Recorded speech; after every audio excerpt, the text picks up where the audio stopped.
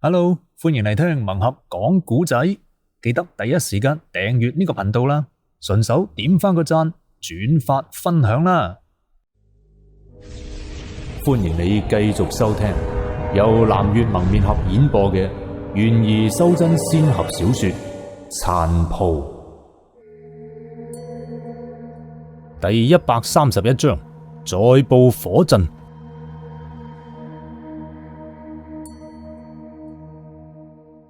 鐵鞋一邊講，企起身轉身就想行噶啦，啱啱行幾步就走翻嚟。左登峰笑住問佢啦：做乜嘢啊？佢以為鐵鞋識破咗玉忽嘅激將法，降妖伏魔都唔可以空住個肚噶。鐵鞋一伸手，現出靈氣，從火堆之中揸起咗一個黃泥團，用個僧袍兜住就出城啦。玉忽擰頭嘆咗啖氣。唉，佢心性人善，我哋唔應該戲弄佢噶。佢偷你馬騮嗰陣啊，你點解唔認為佢心性人善啊？而且佢去做啲事又冇咩危險嘅，危險嘅係呢座金塔啊！左登峰將火堆旁邊遺留嘅木柴掟晒入啲火堆度啦。呢座金塔並唔係黃金建造噶，建造金塔所用嘅巨大金條有住明顯嘅石質紋理，我感覺佢哋先前應該係青石，後期受到咗金雞嘅影響，先至變成堅硬嘅黃色金屬。有可能啊，嗰啲巨人啲骨骼之所以變成咁嘅樣，亦都應該係受到呢隻金雞嘅影響啊！左登峰一抬手幫手錶上鏈啦。呢度嘅鎖鏈之前係完整嘅，講明金雞唔係從呢度逃出嚟噶，應該仲有另外一個出口。左登峰岌咗下頭，有道理。不過呢個出口應該唔係建築嗰陣預留低嘅，極有可能係後期出現嘅，而且呢個入口應該喺地下。玉忽擰咗下頭，鳥類並唔擅長掘窿。我先前曾經見過困住九陽猴嘅陣法啦，行嘅係陽金生陰水嘅套路。呢隻金雞屬於陰性，佢必定會滋生出陽性嘅水嘅。但係金塔周圍並冇大量嘅積水，咁就講明呢處金塔嘅下邊必然有住好大嘅空間嘅。金雞滋生啲水氣呢，都從下邊排走咗啦。咁亦就係話，金雞極有可能係從呢個地下通道走出嚟嘅。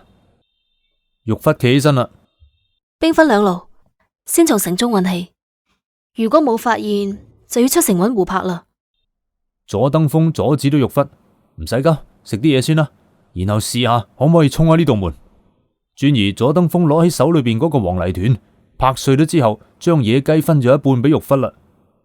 玉忽係食得好少嘅，左登峰食得亦唔多，剩低嘅全部俾晒13啦。佢嘅木箱裏邊仲有大米啊，人可以食大米嘅，但係13就唔食齋嘅。食過嘢之後，左登峰就開始周圍咁睇，尋找回壁啦。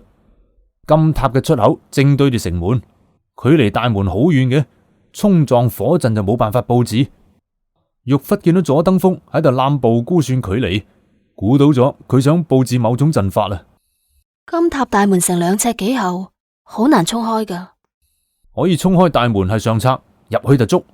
揾陽水嘅去向係中策，費時嘥力啊。下策就係守株待兔啦，等佢哋自己出嚟。可以行上策，絕對就唔用中策同下策。左登峰一邊講，一邊就走向城門啦。過咗一陣之後，佢將嗰度巨大嘅吊橋拆卸咗，移咗翻嚟。一陣忙碌之後，搭起咗個木台，上邊放上木柴，布陣就完成咗啦。玉忽有啲唔明咁問啦：呢個係咩陣法啊？唔知啊，我報啲陣法都冇名嘅。你咁後生就可以自創陣法，假以時日，一定可以成為一代陣法宗師。玉忽係由衷咁敬佩嘅。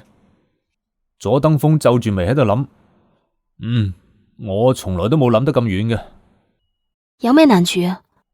玉忽見到佢面上露出疑難嘅神色，知道佢係遇到難題啦。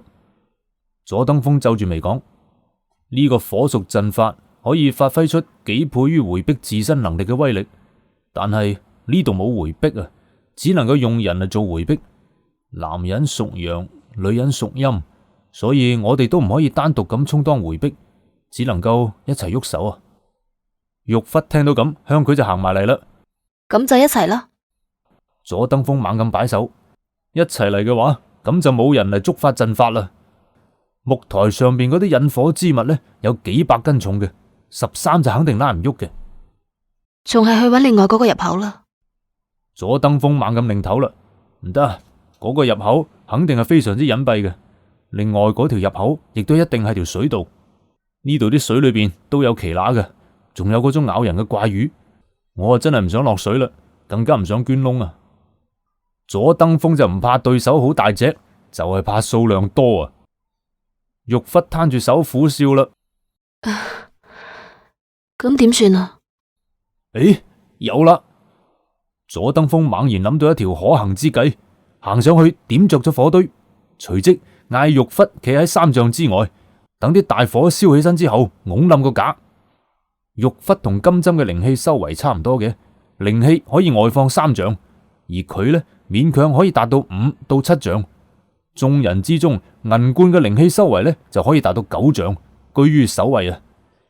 左登峰自己行到火陣後邊嘅10丈之外，入手嗌13過嚟，嗌13踎咗喺佢右邊嘅5步之外。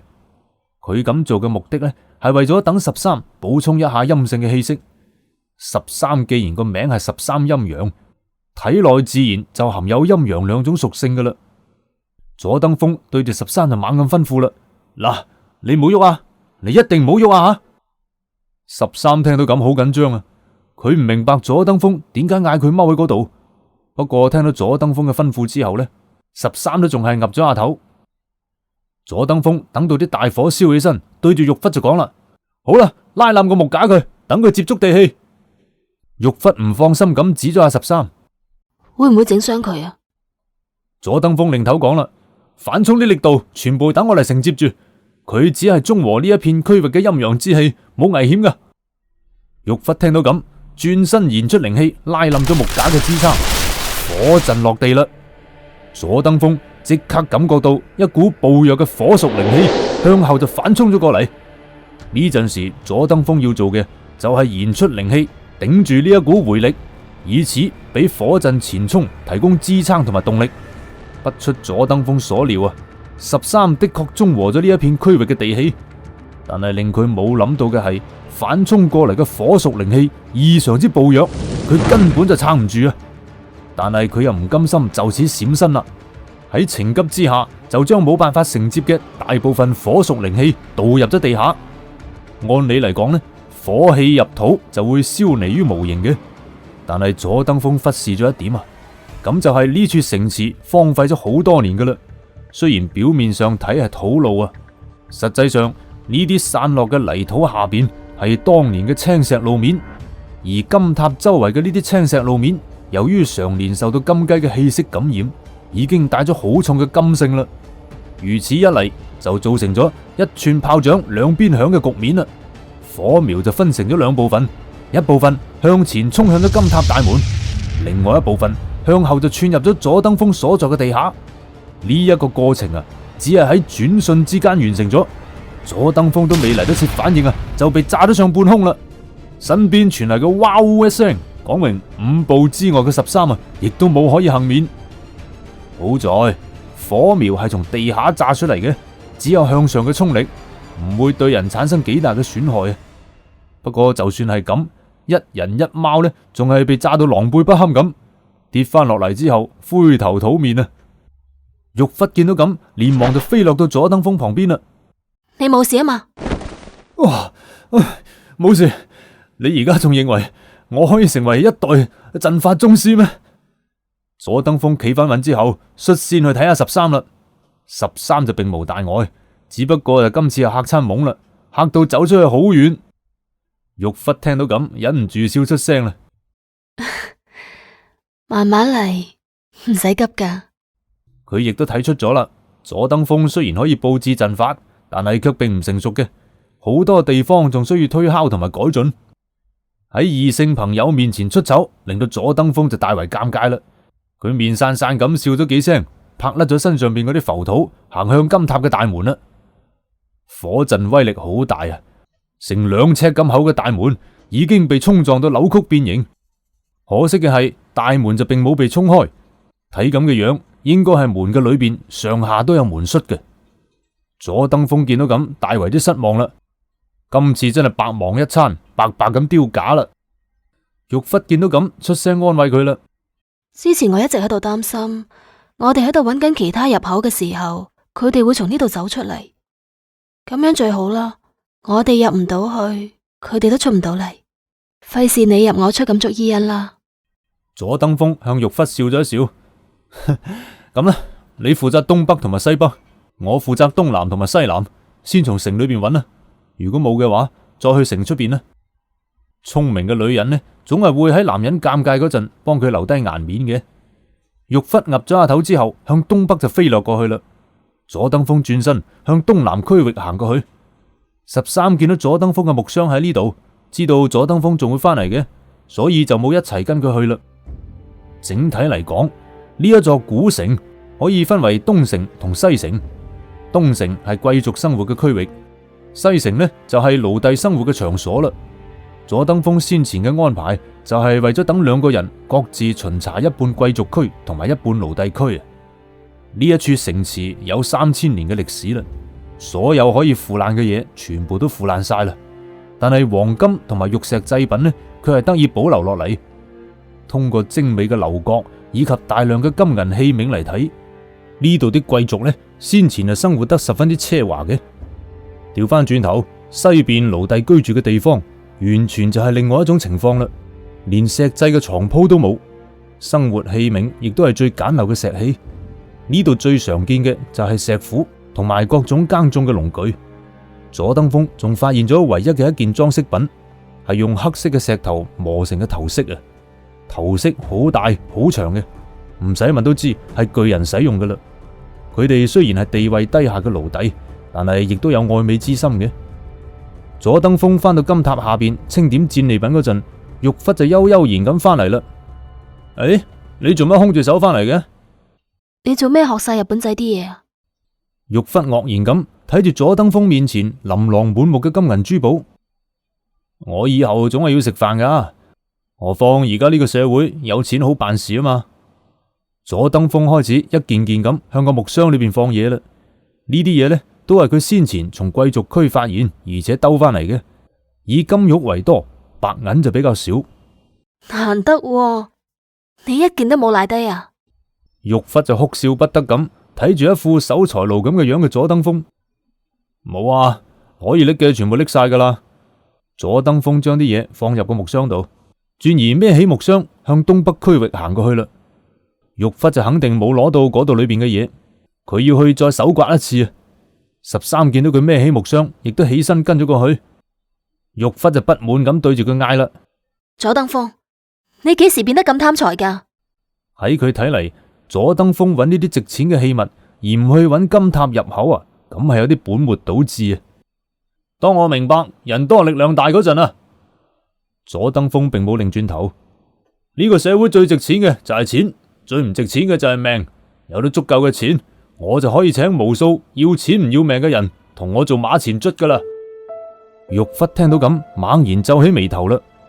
在此之前，佢一直以為左登峰係個好正直嘅人，但係而家佢就唔係咁諗啦。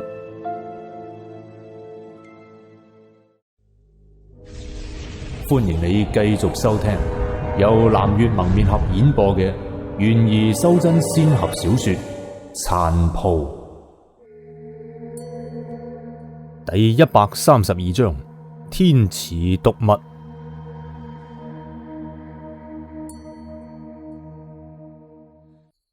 崔金玉愕然咁睇住左登峰行遠咗，真係各種滋味在心頭啦。無可否認呢，左登峰並唔正直嘅，因為正直嘅人唔會請啲亡命之徒幫佢衝鋒送死啊。喺呢一刻，玉忽好失望，亦都好痛心啊，因為佢發現左登峰呢陣時真係已經步入邪途啦。除咗嗰份飄渺。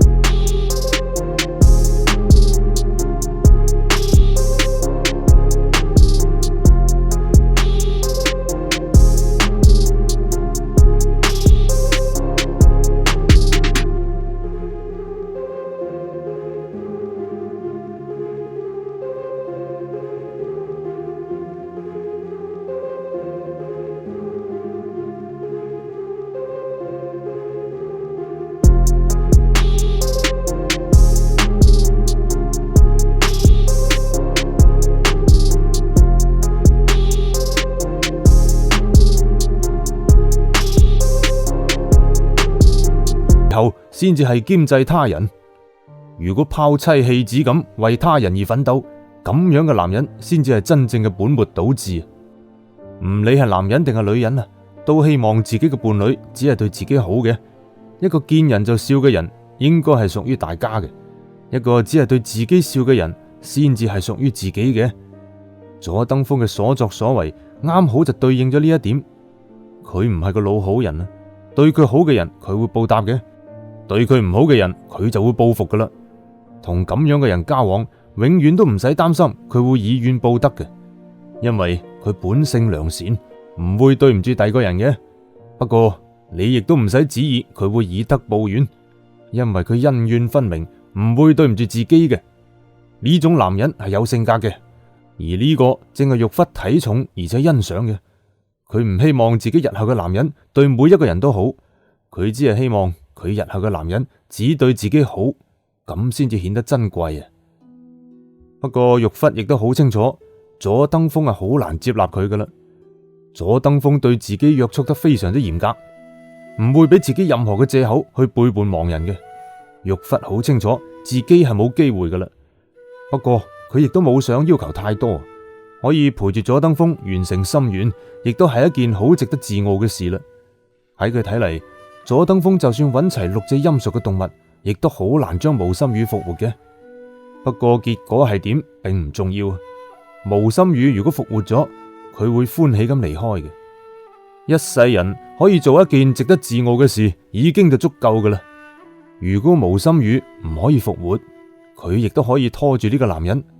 所謂嘅拖住呢，並唔係擁有佢啊，而係等佢對塵世有住一絲眷戀，免得佢萬念俱灰之下散功自盡。以佐登峰嘅性格，呢種可能性就好大嘅。玉忽真係唔想佢行上絕路。佐登峰對住玉忽笑咗下，行啦。佢並唔知道喺佢離開呢段時間，玉忽都喺度諗緊啲乜嘢。佢更加唔知道佢自毀形象咁詐詐地貪財，唔單止冇令到玉忽討厭佢，仲起咗相反嘅作用添。玉忽問佢啦，使唔使分頭揾啊？佐登峰擰咗下頭，最好唔好分開啦，300里嘅範圍唔係好大㗎咋。都好嘅，一齊行動都好有個照應。佐登峰轉身行向城門啦，帶住13越過咗護城河向南邊去揾啦。兩個人行嘅係夔龍鼓碾壓嘅嗰條路，先前兩個人呢係從中途發現條路仔嘅，並唔知道呢條路仔向東延伸到咩地方。玉忽出聲問啦，佢哋點解要多次拱住夔龍鼓從呢度往復啊？唔清楚，有可能係出嚟揾嘢食㗎啩。佐登峰伸手指咗下小路兩邊嘅一啲植物，嗰啲植物有好多都殘留有果實嘅。狼形巨人係肉食動物，唔會食呢啲嘢嘅。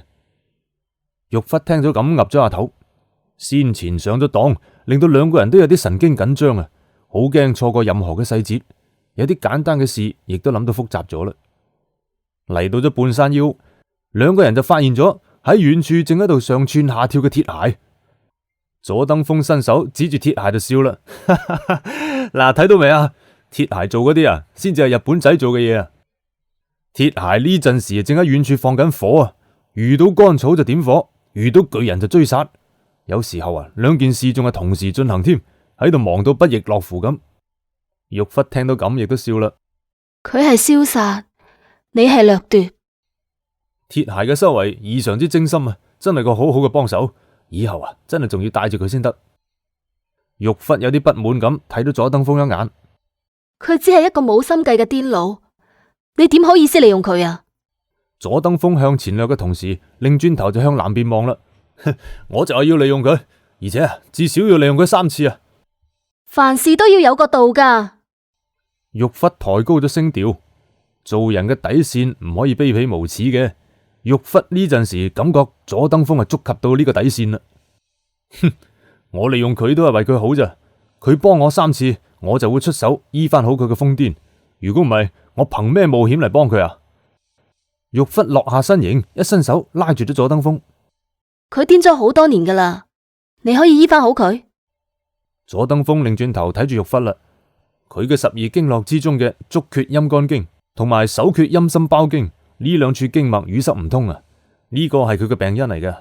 發病原理呢係過分之嬲，導致咗足厥陰肝經淤塞啊。肝經淤塞造成肝火過旺，肝火過旺又造成咗手厥陰心包經唔通啊。如果換成係第啲人呢，肯定會成日發嬲噶啦。不過佢冇啊，佢係佛門高僧，心性慈悲，一直係夾硬忍住唔發火。其實啊，佢仲不如發火咧，啲火發出嚟就會好啲噶啦。而家咁樣啊，真係越谷越壞噶啦。我等佢去殺嗰啲怪物呢，就係等佢宣泄啲火氣啊。玉忽聽到咁，面上露出疑惑嘅神色啦。咁樣可以醫好佢嘅瘋癲？只能夠稍微緩解下啦。真正想醫好佢嘅瘋癲啊，要用陰熟嘅靈氣游走佢嘅肝經同埋心經，驅散呢兩處經絡嘅火氣啊。尋常嘅佛道中人修煉嘅都係大小周天，唔夠膽觸及十二經絡嘅。而我修行嘅法門行嘅啱好就係十二經絡。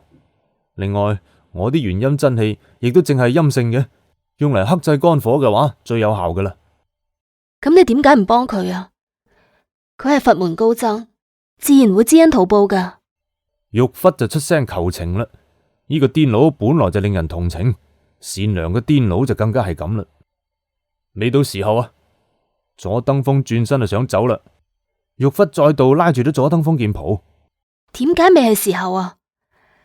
你醫好佢，我哋一齊幫你，總好過你使錢去揾嗰啲居心叵測嘅外人啦。事實上，佢咁做仲有另外一個用意嘅，咁就係有鐵鞋喺埋一齊，就少咗孤男寡女之嫌啦。佢可以名正言順咁出手相助啊。左登峰皺咗下眉，解釋講啦：實話同你講啦，唔係我唔想啊，而係我唔可以啊。十二經絡係人體主脈，我如果用元陰真氣嚟侵入佢體內嘅靈氣，就會以為遭到外來攻擊噶啦，即刻就會產生無意識嘅抗拒噶啦。佢嘅洗髓經已經大成咗，靈氣修為唔差過銀冠王真人噶。而家我冇10成嘅把握可以降服得住佢體內嘅靈氣。呢種情況啊，就好似同癲狗醫病咁，你撳唔住佢，你就要俾佢咬噶啦。左登峰呢個唔係好恰當嘅比喻呢，令到玉忽就笑起身啦，轉而鬆開咗揸住佢道袍嘅右手。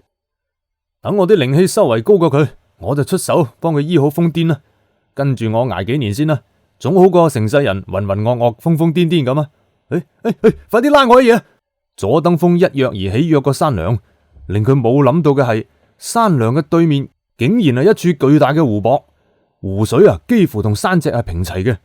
佢先前同玉忽講緊嘢，冇分神感知到啊，再加埋呢一處湖泊出現喺唔應該出現嘅地方，所以等左登峰發現嗰陣啊，已經就收唔住身形啦。如果係換做平時呢，佢可以運轉靈氣再掠翻嚟，但係喺陣法裏邊冇辦法喺空中轉身停留嘅，情急之下只能夠向玉忽求救啦。玉忽嘅反應極為之迅捷嘅，聽到咁即刻就輕身躍起啦。與此同時，伸出右手將左登峰隔空揸咗翻嚟。左登峰落咗地之後，指住13個鼻就鬧啦：喂，你太唔夠兄弟啦啩你！關鍵時刻，13先從佢膊頭上邊跳咗落嚟走人啊！貓就話怕水啫，你點解都咁怕水嘅？玉忽企喺山脊嗰度睇住眼前嘅湖泊。尋常嘅湖泊呢，一般地勢就比較低嘅，而呢一處長達幾十里嘅湖泊，佢啱啱相反啊！佢處喺幾座山峰嘅包裹之下，遠遠咁高出地面。按照尋常嘅講法呢，屬於一處中型嘅天池啦。左登峰笑住講啦：我如果話我驚啲奇乸咬我，你信唔信啊？玉忽聽到亦都笑咗下。喺佢睇嚟，左登峰喺度講笑啫。其實左登峰講嘅係實話嚟噶。左登峰睇咗一下呢處湖泊，隨口就講啦：唔使睇啦，呢度就係另外一處出口啦。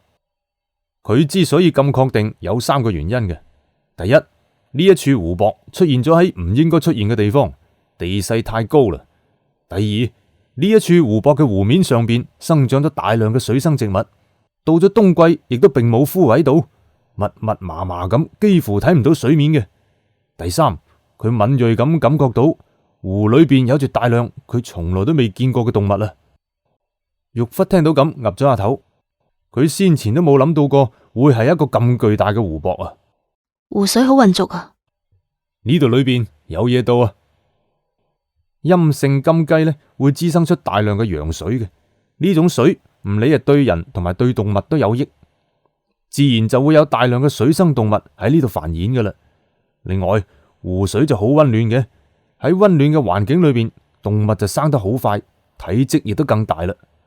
玉忽聽到咁冇開到聲，一伸手從懷裏邊揞出咗3枚黃色嘅紙符，就近扭落幾條草梗，做咗3支旗仔，間隔3尺，一字排開咁插喺岸邊。